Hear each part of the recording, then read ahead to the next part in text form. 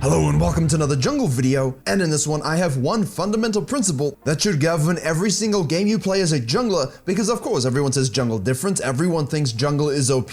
This video not only will explain why that is, but also how you can basically position yourself to look for those windows of opportunity to carry every single game. And that's because you might not be the reason you lose a game when someone makes a bad decision. However, you can still be the reason you didn't win. And when that happens, that's what laners and other players perceive as jungle difference, and why jungle is always considered broken because of the influence that you can have on the map at any stage, no matter what. And if you do enjoy this video, please consider leaving a like and of course subscribing. Don't forget to head to the gameplay channel for all your gameplay needs. Coaching and Patreon are all linked below. And now, without hesitation, let's begin. So like a good lesson plan, let me give you the general overview of what I mean by this video and why it's important to pay attention to the details. And then followed by examples from low to mid to high elo, all plucked freshly from coaching sessions that inspired this video.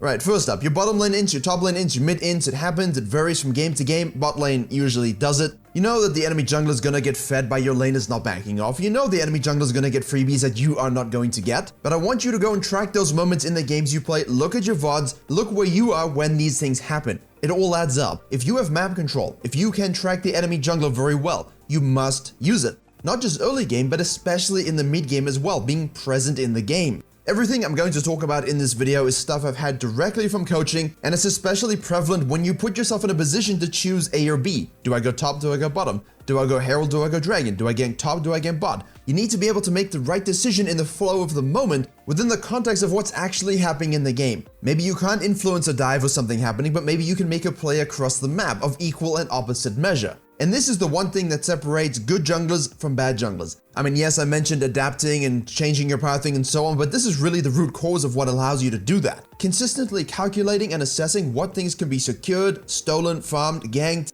If someone drakes, you can herald. If someone dives bot, you can dive top lane. This is all very important if you are tracking these plays, and you can of course prep them, especially when you aren't able to match up 1v1 with the enemy jungler and it's volatile. See, different lanes can be winning. You know, their bot can be winning and your top can be winning. And then the battle is, of course, who can snowball that lane into victory. This is always the hardest decision, because should you counter gank and be there for your bottom lane to support them emotionally, physically, don't forget to bring the pacifiers to keep them quiet? Or should you snowball the top lane and basically have a battle of the win condition? The problem arises when the enemy jungler ganks bottom lane and gets them a lead, and you're basically having an orgy with the Krugs instead of hard snowballing your top lane or mid lane. And then yes, should your bottom lane have died? No. Was it warded? Yes. Did you ping it? Of course you did. You're great. So in that sense, you are not the reason that you're losing the game, but you're also not the reason that you could be winning it. I'm pretty sure most laners don't mind getting ganked and basically obliterated if their jungle is taking things away from the enemy jungler, is making an equal and opposite play on the other side of the map, or if they're positioning themselves to get a 1-2-3 level lead over the enemy jungler who's ganking them, and then you show up like a hero and basically save the day. You shut down the enemy jungler, you shut down the enemy laners, maybe you've gotten a herald to help your sad lane that had a rough time, you get a dragon, and all of a sudden, everyone is happy. Except no one's ever happy because this stuff doesn't happen very often. So let's have a look at some scenarios from high elo, mid elo, and low elo to see exactly how we can process this and how it impacts your games directly, because obviously it's been a bit of a general rant at this stage. I'm good at those.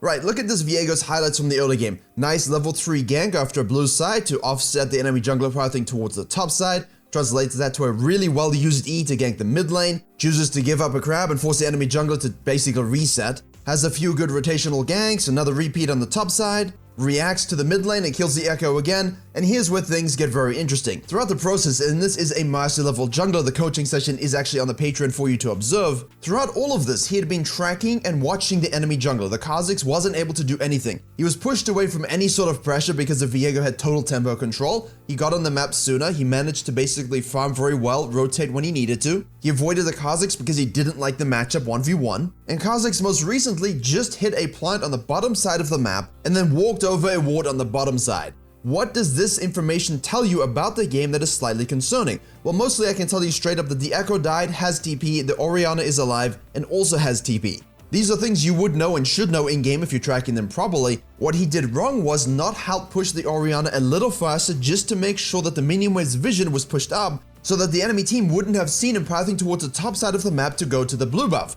Now you'll notice on the minimap, there are no camps. Kha'Zix has no camps, Virkayu has no camps other than the blue. Why would you path in this specific direction? Now think, what have you been doing the whole game that's so supreme, tracking the Kha'Zix? Bottom to top side, that's all he's doing. He hits a plant, he walks over a ward, the Echo, because we didn't push the lane fast enough, will have supreme TP advantage over the Orianna. In doing so, he showed himself going topside, the Kazakhs can now go to the bottom lane, and Echo can follow. The bottom lane is having a very bad game. They're dying a lot, the Echo has rotated already once before, so there is a precedent to this also. The thing is, if we watch the bottom lane 2v2 trade, what if the Viego after mid lane had just simply gone down to his Krugs to shadow and anticipate the Kazakhs trying to do something here? He done nothing. He had to try something. Now this is a bit hypothetical, but the Viego could very well have been in a position to capitalize on the fact that the Aphelios ganked and healed. You also have to wonder and assess, did they only make this aggressive play because they saw the Viego go topside and know they had the Kazakhs to shadow and be there to clean up, which of course he does. We see the Viego rotating a little late, Echo's there as well. We die with a bit of an over-aggressive pathing, and all of a sudden their bottom lane, who was being snowballed, is snowballed even further. But 100% as Viego, you have to question where you're going after the mid lane gank and why. Where is the enemy jungler? What is the next move for the enemy team to snowball their winning lane, and can I impact it before the Echo and the Kazakhs arrive? And I think in this case the answer is yes. So that was a great example of what happens when you need to counterattack something that's snowballing an enemy lane rather than snowballing your own lane itself. However, just a few short moments later, the Echo is caught in the wrong place at the wrong time and he ends up dying. Viego now basically has a decision. If we're chasing the Echo properly, and hopefully some of you saw this, the Kazakhs walked over a ward in the tribush on the bottom side. The bottom lane is snowballing, we know our red is available, we know our Krugs are available. The Viego doesn't see it and immediately knee-jerks to go topside. In the session, we basically assessed the possibilities of going to contest that red to beat the Kazakhs, considering how far ahead we were, maybe to just observe bottom lane in case they rotate, or simply to make an equal and opposite play across the map. Now in this situation in the session, the Viego did not notice the Kazakhs there, so this play is a great play that's made by accident, but I'm trying to highlight the situations and the things you can notice in-game that will allow you to make them on purpose. You know Kazakhs is on the red, you know you can't fight him, you know the bottom lane has prio, you know he's most likely going to dive bottom lane and get a kill, which he does. So let's just go top lane, let's kill the enemy top lane and let's get a few more plates. Yeah, we lost the first tower, nothing we can do, but now you can counter jungle, take reds, sequence your camps, deny the enemy Kazakhs, and you will still have a huge lead yourself that you can then use appropriately to dominate the next phase of the game. The first example with the Viego, he basically wasn't the reason his team was losing, but he wasn't the reason that he was winning either. In this situation, he is exactly that. He can be the reason that his team wins the game by making this play, rather than farming Grump or face checking the Kazakhs and dying. Let's shift to something a little bit more relatable after you've seen how to do it and how not to do it from a high elo perspective. Obviously for all your challenger level stuff back and forth, the gameplay channel has that pretty much every single game. You can see good examples of all of this. But this gold Fiddlesticks has a quest for platinum. He wants to get through these mid MMRs. He's doing a very good job doing so. Now after a pretty good first clear, the Fiddlesticks goes to the bottom lane scuttle. After this decides to, float with a gank in the mid lane, the Swain is low. Dan is obviously in the same situation and is forced to back out just a little bit. Much like the Viego, doesn't pay attention to the vision line of the minions and shows exactly where he's going. This is pretty obvious. The Diana can move down, there's nothing to counter jungle. She should very clearly be going back to her Grump and Wolves to the second spawn and might even stay out just a little bit. At this stage as a Fiddlesticks, you could very easily do your Wolves and Grump, maybe look top lane if it's gankable, if not you can simply go back to base. Don't loop back on the path you've already walked and then go back down to the Raptors and the Krugs.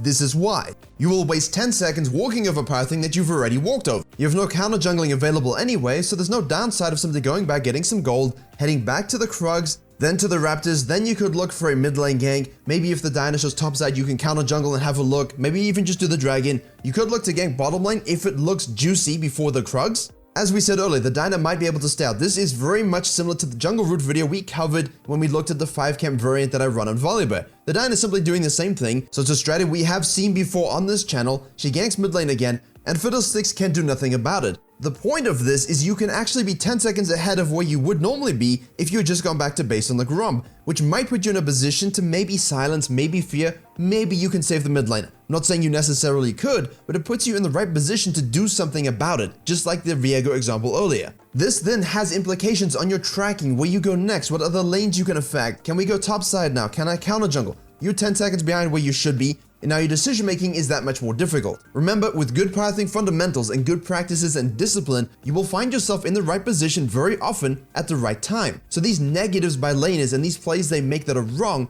will always be easily offset, counted, or cancelled because you are actually in the area to be able to do something and you made the right plays. Now this also has implications in games where you're hard winning. Look at this lower elo Rammus. Had a really good early game, also got nice and juice, got some dragons, but before this third crucial dragon, decides to go completely the other direction. Instead of looking for vision control, instead of looking to scan, instead of looking to set a trap and pick off someone that might be out of position, he had gone to the top side and now will be late for the spawn.